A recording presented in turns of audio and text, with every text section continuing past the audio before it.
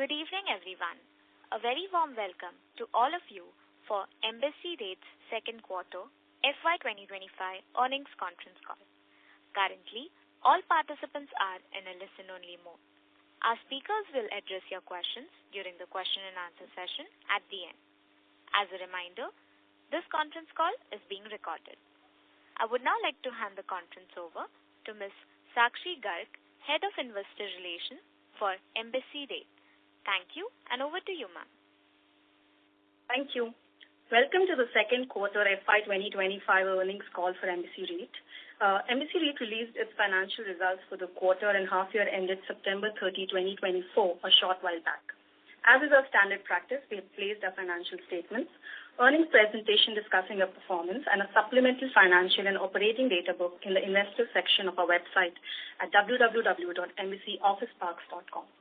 As always, we would like to inform you that management may make certain comments on this call that one could deem forward-looking statements. Please be advised that the REIT's actual results may differ from these statements. Embassy REIT does not guarantee these statements or results and is not obliged to update them at any time. Specifically, any financial guidance and pro forma information that we provide on this call are management estimates based on certain assumptions and have not been subjected to any audit, review, or examination procedures. You're cautioned not to place undue reliance on such information, and there can be no assurance that we will be able to achieve the same. Joining me today are Arvind Maya, our CEO, Amit Shetty, our COO, and Abhishek Agarwal, our CFO. We'll start off with brief remarks on our business and financial performance, and then open the floor to questions. Over to you, Arvind. Thank you, Sakshi. Good evening, and thank you all for joining us today. Q2 was yet another remarkable quarter for us. Before we get into the details, let me start with certain key highlights for the quarter and half year. We leased a total of 2.1 million square feet for Q2, recording our highest ever H1 leasing performance of 4 million square feet. Signed 1.3 million square feet of new leases, 0.4 million square feet of renewals at an impressive 71% spread. Grew occupancy to 87% by area and 90% by value, up 4% year over year on a higher base of 38.3 million square feet. Delivered 0.6 million square feet office tower in Bangalore, which is 100% pre-leased to ANC. Raised our leasing guidance for the full year from 5.6 million square feet to 6.5 million square feet. Increased our hotel occupancy to 67%, up 14% year over year, with the 3 Hiltons at around 70% occupancy. And lastly, grew our NOI by 12% year over year and our DPU by 5%, keeping us on track with our annual guidance. Moving to more details on our Q2 leasing performance.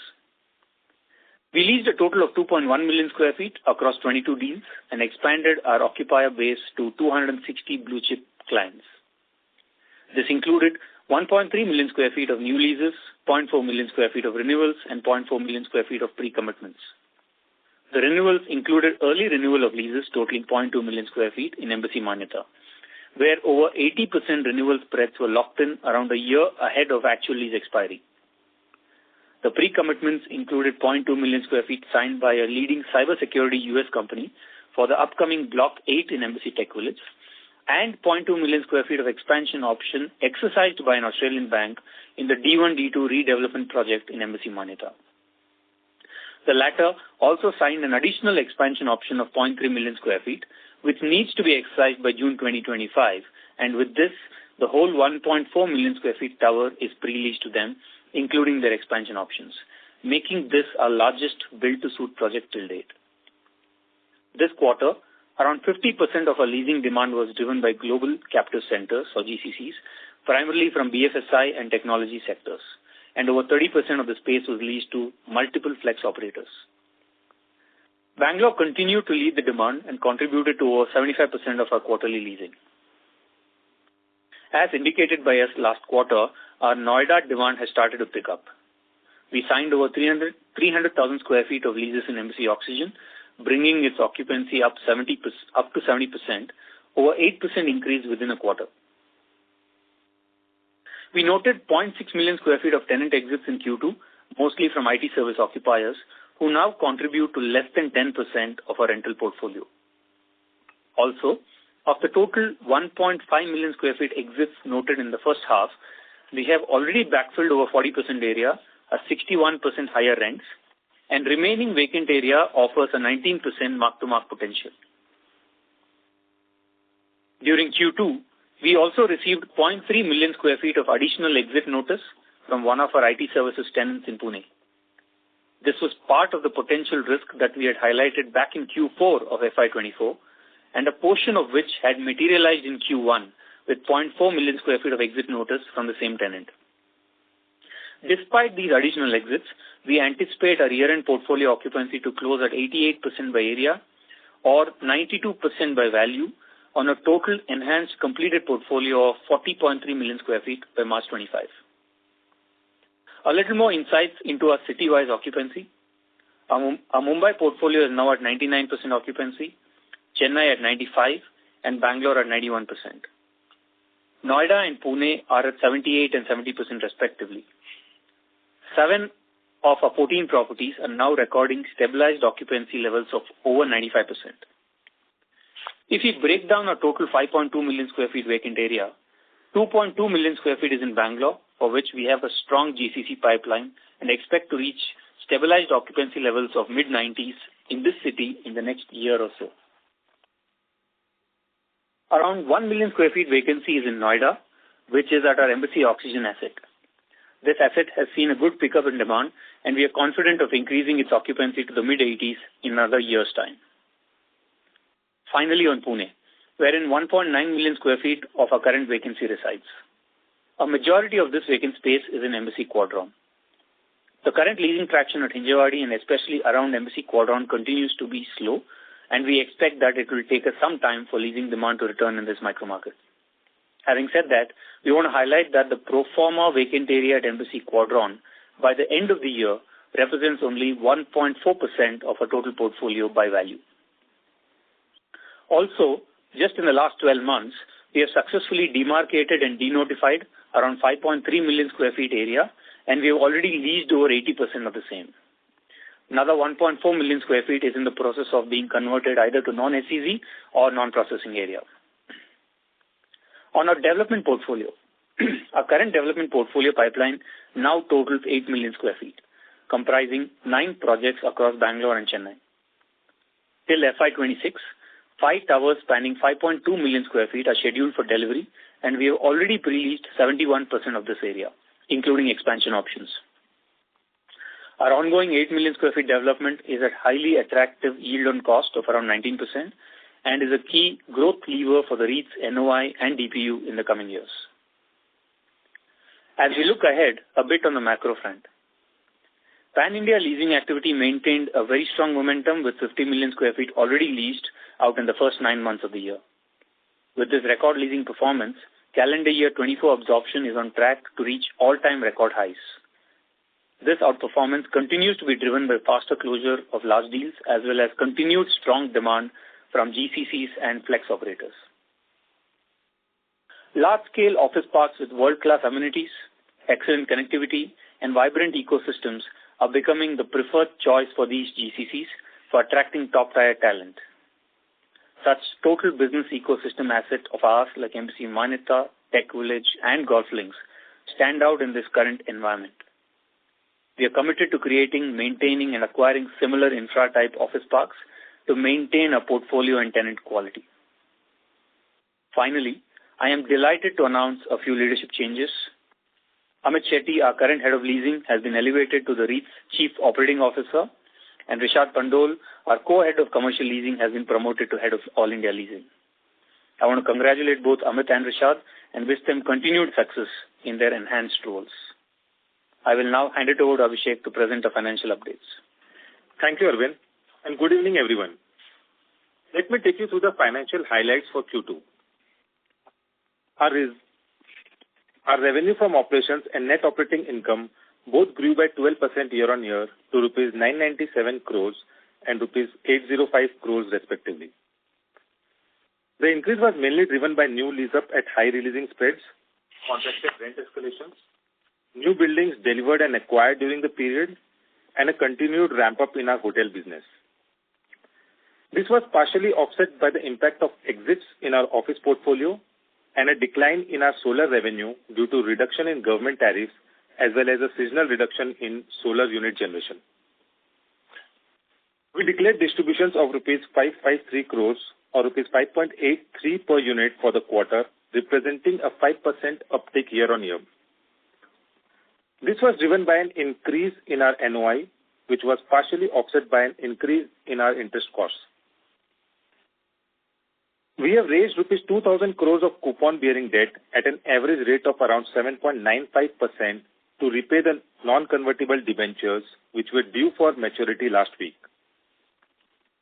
The fundraise included issuance of rupees 900 crores of NCDs, which saw 3x subscription, rupees 850 crores of term loans from leading banks, and rupees 250 crores of commercial paper. As of September 24, our net debt book stood at over rupees 18,000 crores, implying a 31% leverage ratio at 7.82% in-place cost. Post the above refinance, the in-place cost has increased marginally to 7.99%, with 51% of the debt book now at floating rates. All our recent debt raises and refinancings have been aimed at optimally managing our interest costs and locking in rates for shorter durations, positioning us well to take advantage of future rate cuts. Next, on our independent valuation. As of September 24, our gross asset value increased by 12% year-on-year to rupees 59,104 crores, and our net asset value by 4% to rupees 415.84 per unit. The increase was mainly driven by new deliveries, Chennai acquisition, and our ongoing development capex. Lastly, an update on our FY25 guidance. Based on our YTD performance, I am pleased to reconfirm the financial guidance that we had provided at the start of FY25. We continue to expect our NOI to be in the range of rupees 3215 to rupees 3345 crores, and our distributions to be in the range of rupees 22.4 to rupees 23.1 per unit. At midpoint, this guidance implies a 10% growth in NOI and a 7% growth in DPU on a YOY basis. This guidance is based on certain key assumptions for the year, which includes a revised total lease-up of 6.5 million square feet, including 4 million square feet of new leasing, 1 million square feet of renewals, and 1.5 million square feet of pre-commitments. Year-end portfolio occupancy of 88% by area and 92% by value, and an increase in the total interest expense for the year by 18 to 20% year-on-year. We have consistently delivered our annual guidance every single year, and we remain focused on delivering this year's growth numbers to our 1 lakh plus investors. With this, let's move to Q&A, please. Thank you very much. We will now begin the question and answer session. Anyone who wishes to ask a question may press star and 1 on their touchtone telephone. If you wish to remove yourself from the question queue, you may press star and 2. Participants are requested to use handsets while asking a question. Ladies and gentlemen, we will wait for a moment while the question queue assembles. The first question is from the line of Puneet Gulati from HSBC. Please go ahead. Thank you so much and congratulations on an uptick in DPU once again. My first question is with respect to the divergence between NOI growth and DPU growth, especially for two assets, Manyata and Tech Village, where Manyata, at least on NDCF side, seems to have contracted 17% despite an increase on the NOI side, while Embassy Tech Village, on the other hand, has expanded NDCF on a lower growth or NOI. If you can help us explain some of the discrepancies here. So, Puneet,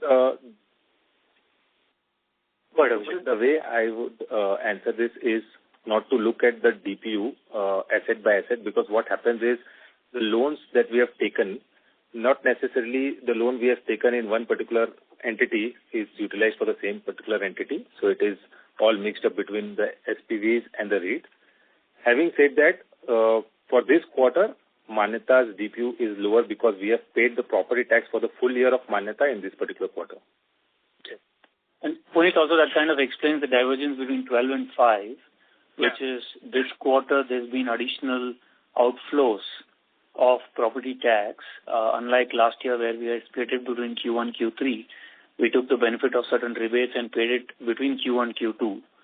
So that's the reason why you see the divergence. But overall basis, if I have to just straight take the question and answer it in terms of guidance, we believe in terms of NOI, we'll probably be at the lower end of the NOI range. But in terms of DPU, we believe we'll be at the higher end of the range come FY25 end. Understood. And will it be fair to say that large part of property tax paying is done in Q2 and Q3, Q4 should see less of the impact? Yeah. So most of the property tax we have already paid between Q1 and Q2. Okay. Understood.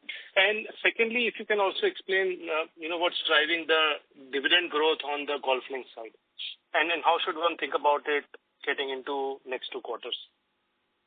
So, Puneet, actually, as we have said in the last quarter call also, for GLSP, what you should do is not look at quarter on quarter because the distribution there depends on the cash availability that they have. The way we can look at is, as I said, that the run rate of Q1 is the run rate we should see for the full year. So it would land somewhere around 260 crore types, in the zip code of 260 crores. Understood. And lastly, if you can talk about what is the additional 1.4 million square feet that you've put in for conversion, where exactly is that area and what are these assets? It's across a few assets, Puneet, but this 1.4, again, I can split it as 0.7 million. We're looking at denotifying lands itself. One is in Pune and one is in Embassy Tech Village. And the balance 0.7 million square feet is floor-by-floor demarcation, again, largely between Manyata, Tech Village, and Oxygen. Understood. That's very helpful. Thank you so much and all the best. Thank you. Thank you. The next question is from the line of Mohit Agrawal from IIFL Securities. Please go ahead. Due to no response from the current participant, we will move on to the next participant. The next question is from the line of Murtuza from Kotak Securities. Please go ahead. Yeah. Hi, Arvind. Just a question from my side. If I look at the mark-to-market spread over the last few quarters, it has been shrinking, and that's because your in-place rentals are obviously being realized at a higher rate, but the market rentals haven't moved, right? So that's one larger observation. And more specifically, if I were to look at it from a geography perspective, most of your mark-to-market is concentrated in Bangalore. And when I look at the finance sort of data points, Pune and Noida are actually running a negative mark-to-market. So 2 parts to it, given that in general, real estate prices have generally been on the up. And like you pointed out, most of your geographies are seeing fairly healthy occupancies, barring, let's say, Pune and Noida. Shouldn't we see an uptick in market rentals at some point in time as well? That's one part. And the second is, how should one think of negative mark-to-market? Whenever those contracts do come up for leasing, how should one think? Or you would like to believe that, even those cities will play a catch-up on market rentals, and so the mark-to-market is just a number which may not actually be realized. Sure. Let me answer this little macro, little micro, and I'll also request Amit Shetty to add a little on the market flavor.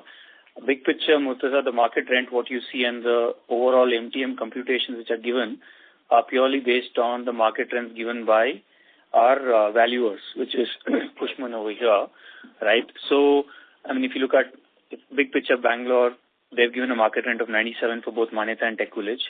All I would want to say is all the leasing in both these assets range from 100 to 110, and some of them a little higher than that also over the last 6 months. Number one, right? So while the valuers give a market rent, they try to give it for that specific micro market and not necessarily for our asset. So some of these MTMs which are mentioned here, I would say are understated, right? And I would say it's a similar story for our Mumbai assets, where our leasing is happening much above market rates. And I would say that's a similar story even for our Noida assets, where, the rents which we are achieving are way higher than the number which is mentioned, which is 48. Potentially only in Pune, and also in Pune, I would say Tech Zone and Cubics, largely we are a little above the market rates what's mentioned. Quadron is something where we've seen no leasing traction and hence can't comment much. But in terms of overall market trends, probably I can request Amit also to chip in what he's seeing overall in the market. Thanks, Arvind. Just to add to Arvind, the overall leasing absorption has been very healthy in the country. I think YTD has been about 54 million square feet of leasing. The supply in the country is also contracting compared to, I think there's a 17% drop compared to the last year. So this again reinforces the fact that the rental values are just going to go north across market and across cities. I think, the top three cities again, like last year, continues to be Bangalore, followed by Hyderabad, and then Delhi NCR. And Chennai is a close fourth in terms of overall absorptions. So I think from a Bangalore perspective, if you see just the absorption on the GCC side, about 65% of the GCC volume in the country is in Bangalore itself, and that's where our biggest portfolio sits. So I think that kind of sums up the dynamics in the market. Sure. If I could just put in one more question, how do you think of some of these exits which we are still seeing? If the market dynamics are so tight, how should one read into the broader sort of exits as opposed to getting into specific to any city or micro market? Actually, probably can speak with a little more conviction on this, Murtaza, because beginning of the year we had expected a total exits of around 1.5 million. Now that 1.5 has gone up to around 2.5. Having said that, at the beginning of the year only we had said that this 1.5 does not include a potential risk tenant in Quadron, which was almost 630,000 square feet, right? So if you see the increase from 1.5 to 2.5, the 1 million increase, of the 1 million, 0.64 is coming just from this tenant, which we had highlighted as high risk. And if I were to remove this out, it is just one additional tenant in Bangalore Tech Village, which has given up another 200,000 square feet. Besides this, there are just another 2 or 3 small exits. So you can see the exits slowly rationalizing, and taken together with the new lease up, you're seeing the occupancy going up. Sure. No, we appreciate the overall vacant area coming down and occupancy is going up, so that's broadly good, but nitpicking on some of the numbers. Thank you so much, guys. Thank you. The next question is from the line of Parivez Akhtar from Nuvama Group. Please go ahead. Hi, good evening, and thanks for taking my question, and congratulations for the great set of numbers. So my first question is regarding Splendid Tech Zone. Over the next 7 quarters, roughly about 1.6 million square feet space will become available there. So how do we see the leasing pipeline in that city? Because this is a sizable amount for Chennai. So just wanted to get your thoughts there. Parvez, probably you can just finish off all questions so that then I can redirect the teams to answer specific. Sure. Unless we don't have anything else. Sure. The second question is, you did mention that IT services now contribute to less than 10% of your portfolio. But at a sectoral level, when do you see pain ending in that space? And also now that we have seen occupancies improving in Noida, to which sectors do the incremental leasing happening to? Thanks. So why don't I request Amit to take the first question on Chennai? Thanks, Arvind. Chennai, we have a very strong pipeline that we've built over the last quarter plus. There are large demands, especially from the GCC sector again in Chennai, given the talent that is available in Chennai. So we see this as a great opportunity, given that, currently we are at 95% occupancy, and just to further consolidate and strengthen our position in that market. And in terms of IT services, honestly, 2 perspectives on this, Parvez. One is it's already dropped below 10%, and one tenant will leave in the next couple of quarters. With that, it will drop to probably 1% more. And then I see it largely stabilizing there for our portfolio, but overall, just seeing from the results and seeing from some of the conversations, two issues which have been there in the past. One was work from home, which I think is a done deal. They've all called people back to office. And there are actually a few RFPs in the market where IT services need more space. Having said that, one thing to call out for clearly is that IT services will continue to be a little more conscious on the rents they pay. And some of the parks which we own, especially in Bangalore, might not necessarily be a solution which they would want to take considering the rents which have moved up to over there. And Noida, overall demand traction, what we are seeing, honestly, is coming from a lot of GCC players only across, I would say, tech, BFSI. Yeah, these are the two broad, and healthcare. These are the three broad sectors where there are GCC players coming, taking up more space. And also, the demand in Noida is a factor of lack of availability of grade A total business ecosystem type park, which is what Oxygen is. The buildings over there are more, we would say, strata-owned or grade B supply. So as GCCs enter this particular market/micro market, our parks become at least the first port of call for them. Sure. Thanks and all the best for you. Thank you. Thank you. The next question is from the line of Pritesh Sheth from Axis Capital. Please go ahead. Thanks for taking my question. The first one is on, your, I would say, leasing traction that you see in Pune and Noida. What's the outlook there? Like you guided for mid-90s occupancy in Bangalore by next year. How do you see trajectory for Pune and Noida going ahead, considering that now we are finally now seeing some traction on leasing there. So that's one. Second, probably, our NOI growth this year should be around 10% as per your guidance. Considering, the positive commentary on leasing that you have given, plus the new developments that are coming in this year, directionally, whether FY26 should see a better growth run rate versus 10% this year. And third, on interest cost, which is expected to increase by 18-20% this year. Next year, it should be in line with where the NOI growth should be, or there is some bit of impact still left on that interest cost. Those are my questions. Thank you.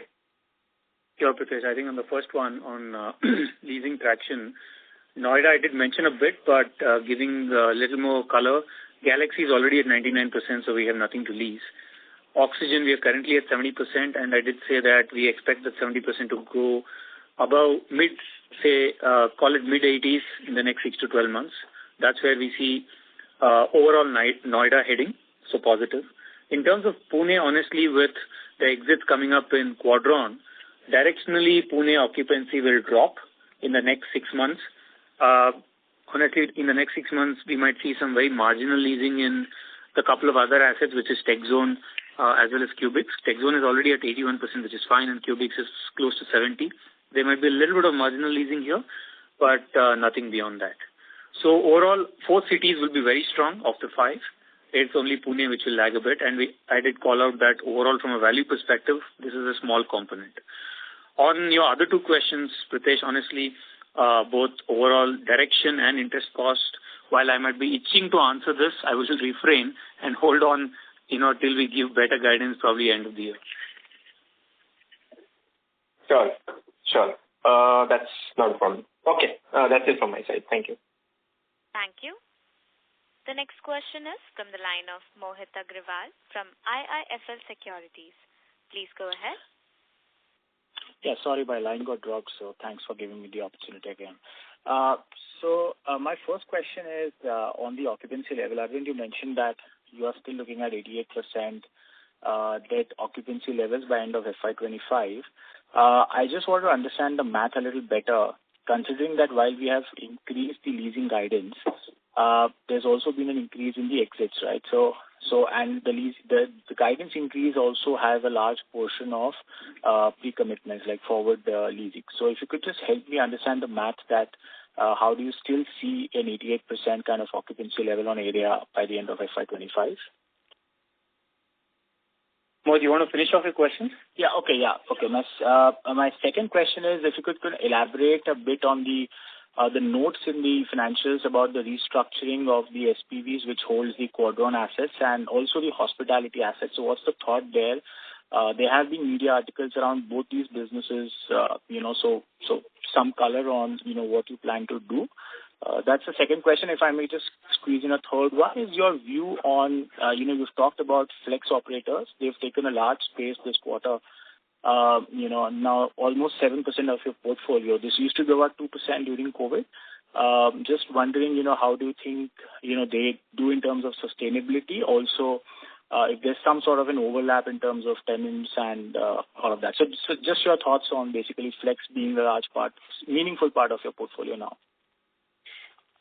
Sure. I think starting with the occupancy, one of the key missing links could be, Mohit, the fact that of the 1.9 million square feet which is getting delivered in the next 6 months, 1.3 million is already pre-leased, right? So we don't give that as additional lease-up for the next 6 months.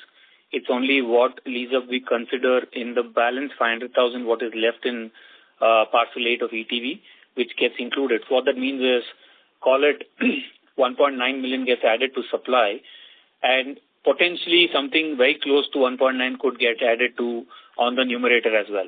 I think that could be the missing link when you do the walk from 87 to 88 after factoring in the exits. But we can, if you're still not able to arrive at, Sakshi can take this offline and help you on this math. So sure. That's one. Second, why don't I cover flex first and then I'll go into the question on restructuring. Yeah. Big picture, it's a well thought through strategy, Mohit. And the reason why I say that is, if you see majority of this flex lease up has happened in our Manyata asset. Number one. Number two, the reason why we did this is a lot of these are also in a way kind of back to back. Literally it's different GCCs looking for solutions, and some of these GCCs are very clear that they want end-to-end managed office and they would like to go with some of these flex operators to take up space. So because of that, and also the last part is some of these tenants have clearly called out to these operators that we would want to be in and around Manyata. So what that means is that's a very big positive for us. There's been a huge demand from literally all flex operators asking for space in Manyata. So having said all of this, I think strategically we'll be selective on how much we give space to flex operators overall. Today we are around 7% of our portfolio. Across India, flex is around 10% of overall available office. But when you look at it on a quarter-on-quarter or even on a year-on-year basis, flex leasing is ranging from 15 to 17%. So they're growing much faster than others. But all I would say is, big picture, we will be flex taken together as an overall portfolio. We would like to be below the industry average. I think that's the big picture strategy we have on flex. And the last one on restructuring. Couple of things on this. Firstly, we are long-term owners of assets, and our strategy has not changed on that, number one. Number two, having said that, I think there is stress in our Embassy Quadron asset, and we can't shy away from that fact.